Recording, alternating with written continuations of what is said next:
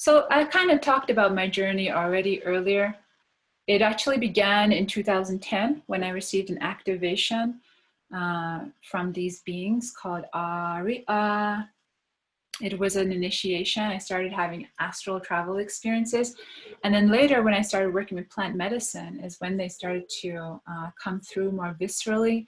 And now I'm actually able to channel them, as you heard earlier. So there's been a sort of natural evolution, and it's knowing that the plants can aid you in that evolution. So I am a medicine woman, a soul blueprint mentor, and an ET ambassador. Like many of you watching, actually, because one frequency attracts another.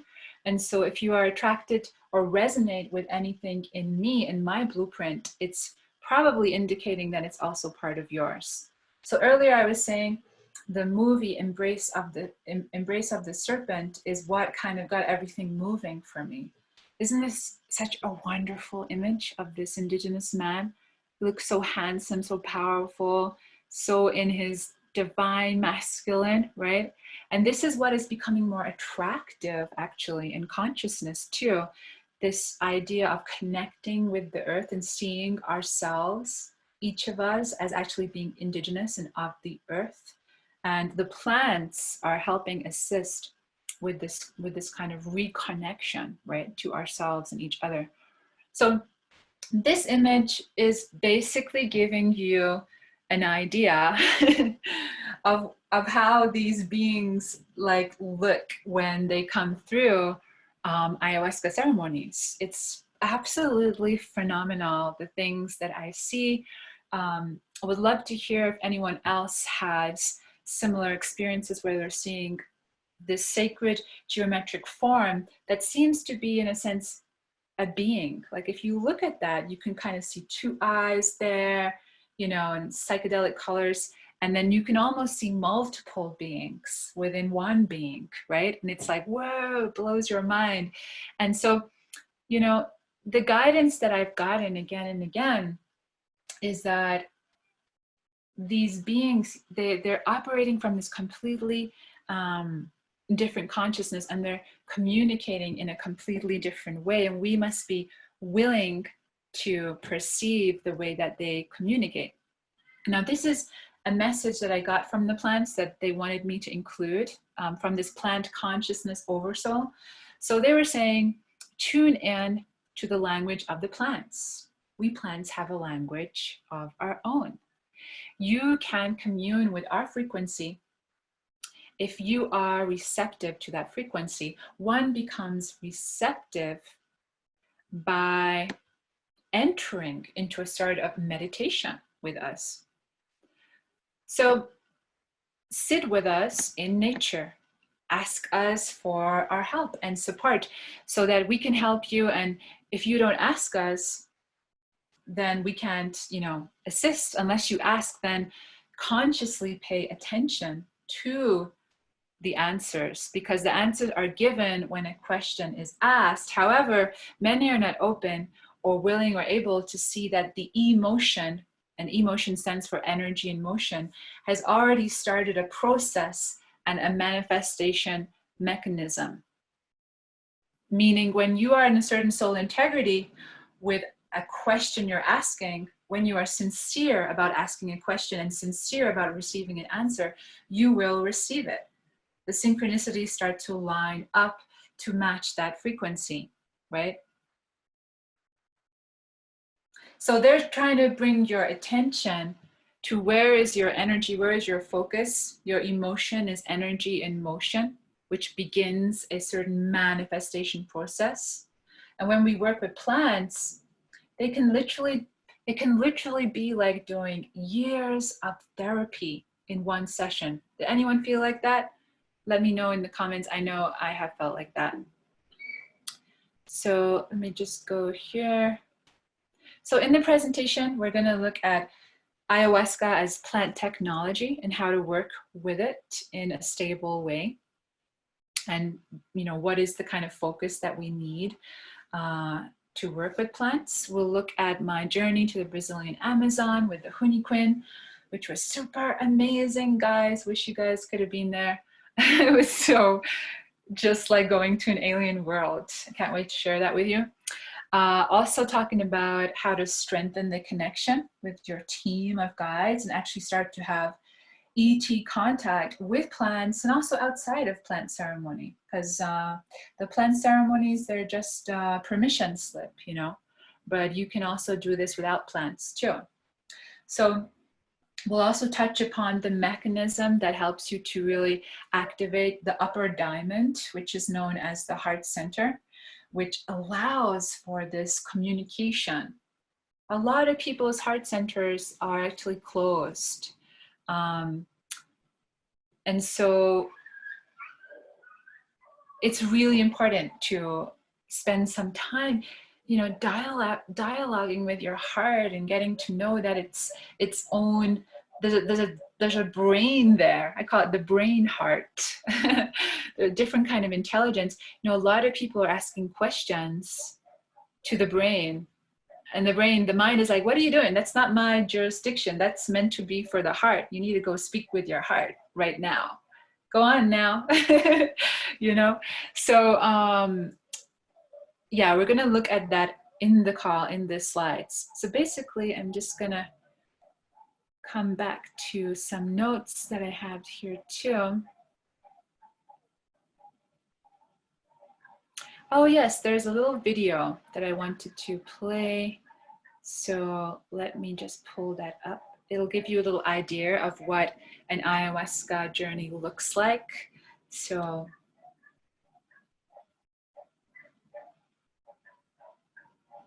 if I go into here and then here.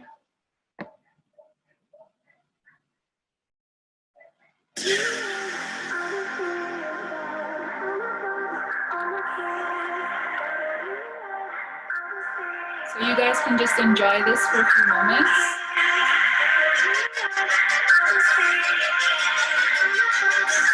It's starting to give you an idea .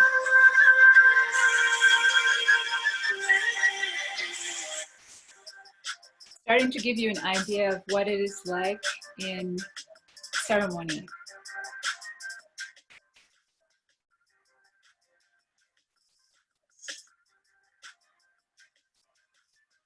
This is literally what I see in ceremony. It's absolutely phenomenal. Does anyone else have a similar experience when you're working with plants? I'd love to hear in the comments. So now I just invite you to spend a moment just relaxing your consciousness and looking into the images and the graphic and just being aware of what comes up as you are doing that. You just spend a moment doing that.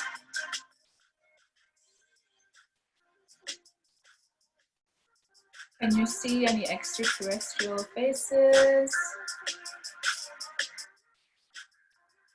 Does it feel like it's activating something in you?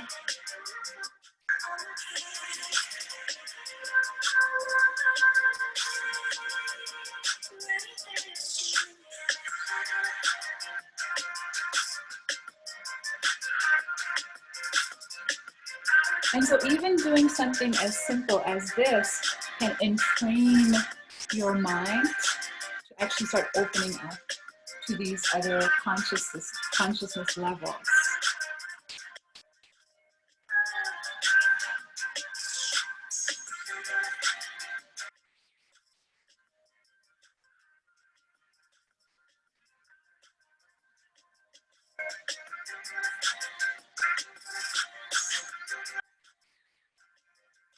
Right, I'm going to pause it now. So that gave you a good little idea of what the ayahuasca experience is like. Did anyone enjoy watching that at all? What was your experience? Did you see extraterrestrials within the imagery? That is actually from a YouTube channel called Pleasure Tech. And one of the earlier slides had it actually spelled out too, Pleasure Tech, T-E-K. And this gives a good kind of reflection of what one can potentially experience with the plant medicine, Mother Ayahuasca. And so it's also knowing that as you were watching that video, you'll notice that there was color. There's also that music that actually comes with the video.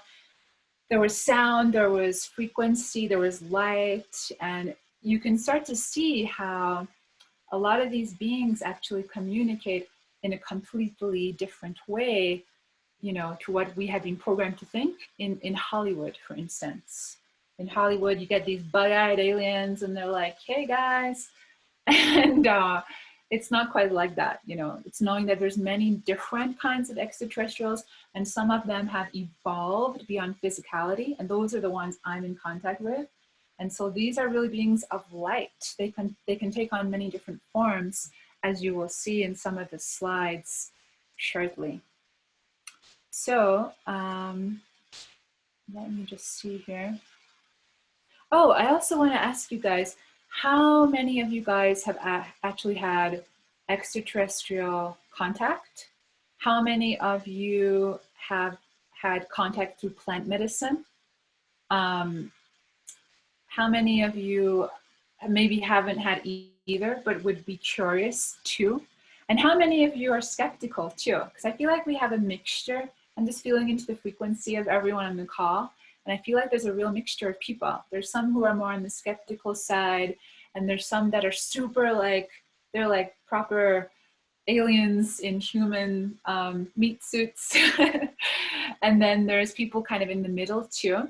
I know there's a lot of people who feel afraid to work with the medicine, and I want you to also express that if that's the case, and I'll address that towards the end of the call too. So firstly, I'll go back to the slides here.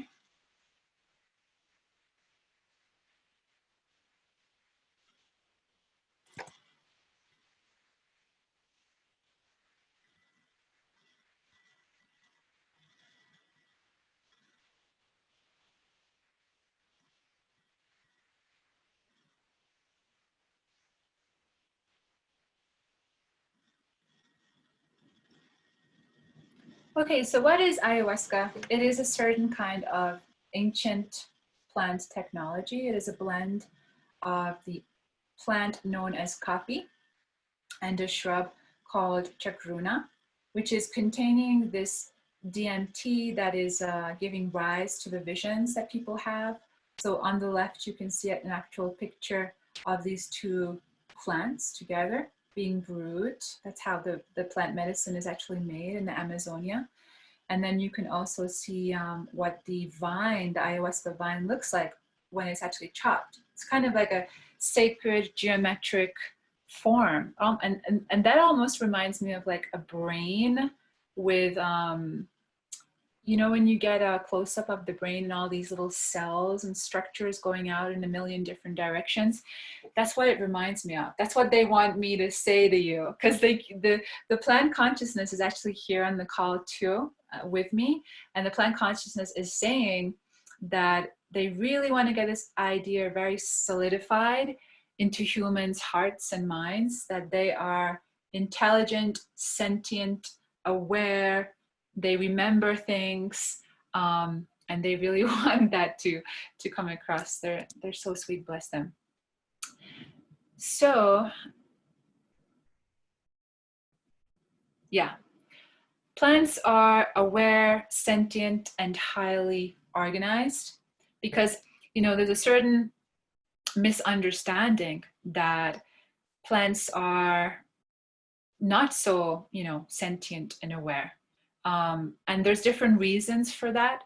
So some people have gotten into this misunderstanding due to a book called The Law of One, which is very popular in this whole starseed field. And in that book, I believe the beings that are channeled, they actually give a sort of structure or diagram to the universe, and they base it on densities. And they say that density 1, the first level, I believe they put plants and rocks and things in there. And so we often come across videos from starseeds where they're referring to the plant consciousness as something lower than, and the plants are saying to me that they're very aware of this, that the humans don't put the plants on an equal par, and they see them as beneath. And this is a problem that the human has, generally speaking, that we think we've been programmed to think we are the apex of creation when it's not really the case at all, right? And so there was also a study that was done many years ago where plants were hooked up to an EEG machine, and they found that when they threw some shrimp, alive shrimp or prawns as they're known, in front of these plants into hot boiling water, the EEG machines would go off the chart. The plants were reacting to what was going on, to the violence that was being committed, right? And so they also did an experiment where they actually destroyed a plant in front of several other plants, and they had the EEG machine hooked up to the plants, and they did a lineup. Can you believe that? They did a lineup of people after the incident to see if the plants reacted and recognized the person that did it. And guess what happened? Those EEG machines went off the hook because the plants were just freaking out. They could see the person that had destroyed the plant, and the machine was moving very rapidly. And this is really important. The plants are saying this is important for you to understand this, to get the most from your ayahuasca journey, to really regard the plants as it's a person. It's a person. It's just a plant consciousness. That's all it is.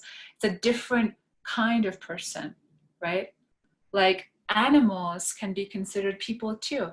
Now imagine if we all incorporated that. If we looked at the plants as people and the animal brother and sister as people too. We invite you to play with that. Me and my guides, we invite you to play with that as a tool. How would you talk to a person? How would you respect them? How would you listen? It's the same with the plants you see. That's what they're trying to get across. There's a certain response ability, again, our ability to respond, that we each have when we get given this vision and when we connect with the plants. We're actually seeing reality from the plant's perspective, which is amazing. But it's also very important to support that journey with your own, mindfulness techniques too, which I'm going to touch upon in a moment too. So yeah, there's also something called the singing plants. Anyone heard of those guys? They're super awesome. 40 years ago, there were these researchers at the Damanhur Federation near Turin, and I've actually been to this place. It's absolutely amazing. I don't know if anyone here has been, but it's like this amazing spiritual center. And they basically had an intensive research project into plant communication. And their whole premise was to try and support this notion that plants are sentient. They're actually alive, they have memory, they can communicate through sound. And so they developed a device out of this research that can read the electromagnetic vibration of a plant, and then it translates it into music. And you know what's amazing too? When I was there, when I was in Italy, when I was in Damanhur, I just loved these plants that were singing. And I noticed though, sometimes if I approached them too quickly, they would just stop. Isn't that interesting? Maybe they were like afraid or something, I don't know. But I noticed if I was like very abrupt, and just kind of went into their field, they would just completely stop singing. And so you had to be like very subtle and like very like slow moving and very in tune with your environment. And if you did that, they would like continue singing, and you could get closer and you could hear the music. And it was just so magical to experience the plant consciousness through music like that. So the machine reads the pulse of a plant, and then these pulses are put through a certain algorithm, and it's like a synthesizer with the device, and then it translates it into sound. It's really magical. I invite you to write it down. Damanhur, Damanhur, Damanhur, the singing plants. I encourage you to really look into that. So also going back to this ayahuasca plant technology, it is knowing that this plant technology is working with the pineal gland, which some are referring to as the third eye, which is located here. And it is said to be responsible for producing this DMT effect, right? Because when we work with these plant technologies, like Mother Ayahuasca, we will get these visions like that video I showed. And it can be kind of very overwhelming if you're not used to working with the plants. You know, I think there might be some people on the call who've not worked with them. So if you are able to temper or balance your plant journeys with consistent meditation, for instance, you're not going to feel so bombarded. Because in the beginning, I felt super overwhelmed. Can anyone relate to that? Feeling overwhelmed in a ceremony? Like, there were so many times I wanted the ceremony to be over, you know, and we're going to talk a little bit about that too, because the medicine brings up all your shit if you haven't dealt with it, right? So the guidance I got was that humans were told by extraterrestrial intelligences to combine these two specific plants, Kapi, the ayahuasca vine, and the chacruna. Because if you think about it, why those two plants? Of all the plants in the Amazonia, what are the chances, right? What are the chances? The other piece of information I was given by my guides is that the Amazon was purposefully terraformed.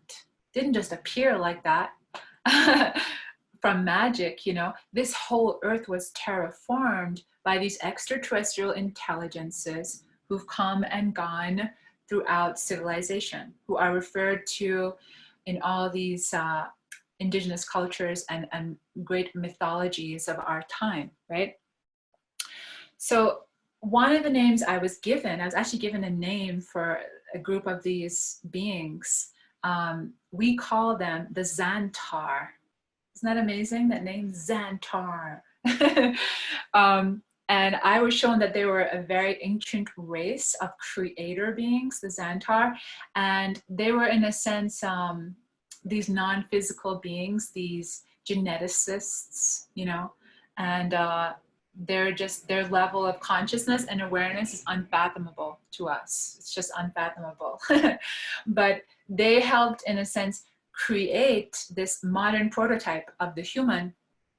And guess what? They created the human so that the human would actually supersede the creator beings, the Xantar, the other extraterrestrial beings that created this modern prototype, the modern human that we know today, which is really exciting when you think about it. They created humans specifically so that we would supersede our creators. So that gives you an indication of what is to come for humanity. It's very important to tap into that. And the medicine, Mother Ayahuasca, through visions, she can help you see that more clearly.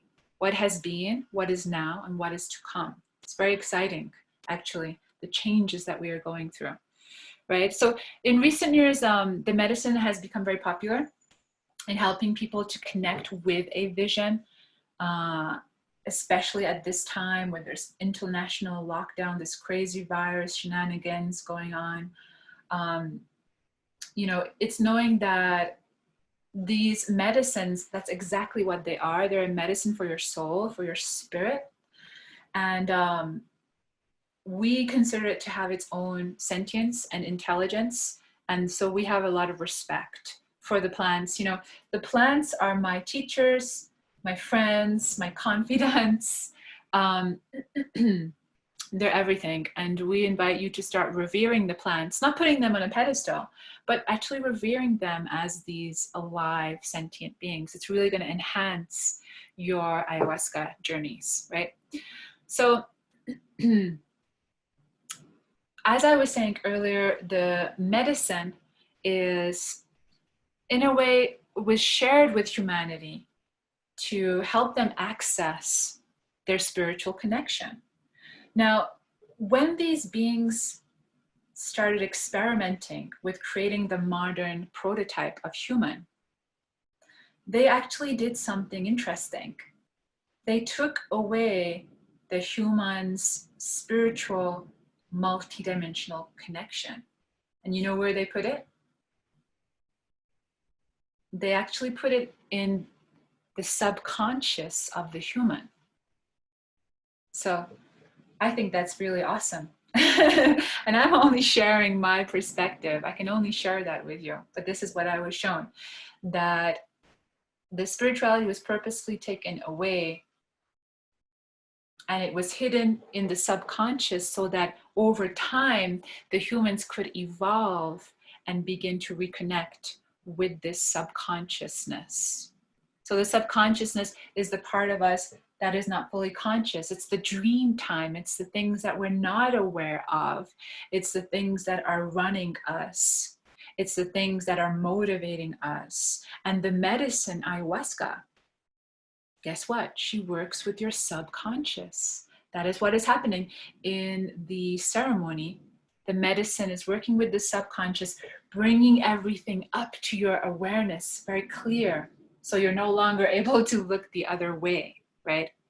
So the ayahuasca gives a similar experience to LSD or mushrooms, but it's very important to, whilst journeying, have this degree of compassion and forgiveness and be open to the healing and not have resistance to the plants. People who struggle with medicine are normally too much in their mental processes. So that's something for you guys to consider if the medicine is something new. And that is symbolic of everything. If you are too much into your mental processes, that seems like a theme that was coming up today on the call with the downloads coming through from the guides, then it's going to hinder you, right? Because the guides were talking about embodiment. They were talking about body awareness, presence, heart intelligence, like this different way of being. They were talking about, you know, we're no longer in this 3D reality. We've shifted into this lower fourth dimension, which is why reality seems really crazy right now, you know? So it's really interesting. This recording is actually going to be made available too, so you can also re-listen back to it too, to refer back to it. So people report having a lot of PTSD and trauma lifted by working with plant medicine. I know I had some of that because I was carrying a lot of abandonment wounds from my star family. I was feeling a little bit resentful. I don't know if any star seeds can relate, but I was feeling like, well, I just got dropped on this freaking crazy planet and you guys just left me here. And when I was in the plant ceremony, they came through really strong and they were sharing with me, we never left your side. We were always by your side. We've always been here, but your ability to perceive us is what has been missing. And they said, now you're beginning to perceive us more and more and more. And it's knowing that this is possible for all of you too, because you all have these amazing guides. It's not something that is special about me or exclusive to me at all. And but first you must be really willing and receptive to know that you can make contact with these beings, have consistent contact with them, that is. So let me see here. So with the medicine, people have different ways of working with the medicine. You know, I guess you could call me a modern medicine woman or shaman. I don't really like using this word shaman so much because it's very emotive. It gets thrown around a lot. But I have my own unique way of working with the medicine, coupled with some things that I learned from indigenous people like the Huni Krin. And it's knowing that every shaman, every medicine man and woman is going to have a unique way of working with the medicine. Some of you will actually be better off working with the medicine one-to-one. Now, this is not meant for everyone. And I say this with a lot of kind of, I don't like using the word caution, but I say this in a way that only those that are given specific guidance to drink medicine alone should do it. I was given specific guidance to drink alone because I'm a medicine woman. I'm a shaman. So if you are treading that path of shamanism, there will come a time where you are drinking alone. And it's very empowering, but it can also be very full-on experience. So I don't recommend, if you're a newbie to it, that you just start drinking alone. But for some people, it is appropriate to do so, because when you're in the circle, often what happens to me, because of my sensitivity and my connection with my guides, I start hearing people's thoughts. Can you imagine? I'm just sitting there, all of a sudden I start hearing their thoughts. So I've had to really create a steady meditation practice, create structures in my life that help me to not get overwhelmed by my sensitivity when I work with medicine. And that's especially a message for the starseeds and, you know, the people out there who are wanting to work with the medicine more. So some people say you should do a diet, and it's recommended to do it for like 2 weeks or so. And people say you can't eat, you can't have sex, you can't have spicy food. Basically, all the good things in life you can't have. That's what it sounds like, doesn't it? But actually, it can be good to experiment. So I've tried both ways, where I did very strict, stuck by the rules with the food, and then other times I didn't. And you know what? In my personal experience, it didn't seem to be dependent on the food I was eating. I could only speak for myself, but it did not seem, my experiences did not seem to be affected by the food. Maybe that's because I eat very good food. I'm a vegan mostly. Very, very occasionally I might eat fish here and there. I'm a vegan. I eat lots of salads, like fresh fruit, you know. So maybe because my diet is clean anyway, that the food component hasn't had so much an effect on me.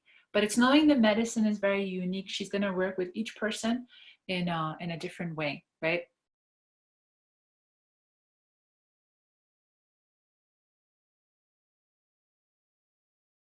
Hi there, everyone. This is Neil with Portal to Ascension, and I want to just take a moment here, just a quick minute after this video. Firstly, the video that you just saw is one of the many event productions that Portal to Ascension that I've created over the years, created hundreds of events, and now we have an archive that's kind of like Netflix for consciousness on our website. I'm just going to show you really quick how you can sign up right now and view and navigate hundreds of hours of presentations, many of them, most of them for free, and utilize the Portal to Ascension platform. So you go to the website, portaltoascension.org, you type in your name, email.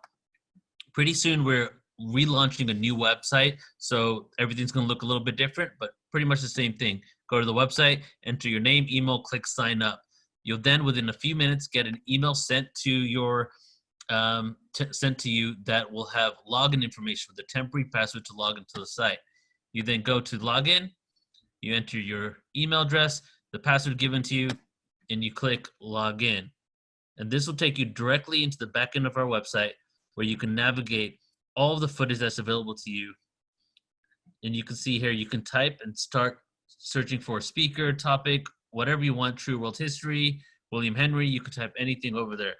You can browse by category: advanced technology, ancient civilizations, ascension, conference, conscious business, conspiracies, divine feminine, evolution of consciousness, extraterrestrial awareness, hot chakra, holistic healing, and so on and so on and so on. And then you can even browse by speaker here, and you can see on the right hand side starts with Adam Apollo in alphabetical order, and you can browse by each speaker and look at their videos as well. And the way it works is we have it all split up here: my webinars, which is where we are right now, my watch list, so you can add things to your watch list, watch later, and then documentaries, where you can watch documentaries, and interviews that we've done. All the presentations are laid out in a grid over for you here. All you have to do to watch one is click on it. And there you go, it's right here. We also have suggested webinars for you, the description, the speaker info, the speaker bio page. So it's really become a one-stop shop for consciousness. So if you want to check out the full presentation of what you just saw, if you want to check out any other of these presentations, or just have this place, this amazing resource for you that's a one-stop shop for all things consciousness, where we're not only do we have all this content and footage from the past, but we're constantly creating events and footage every single week. We do around 110 events a year at this point. 80% of them are online. So go ahead and sign up. Go to portaltoscension.org and take a look at all the amazing information that we have there for you.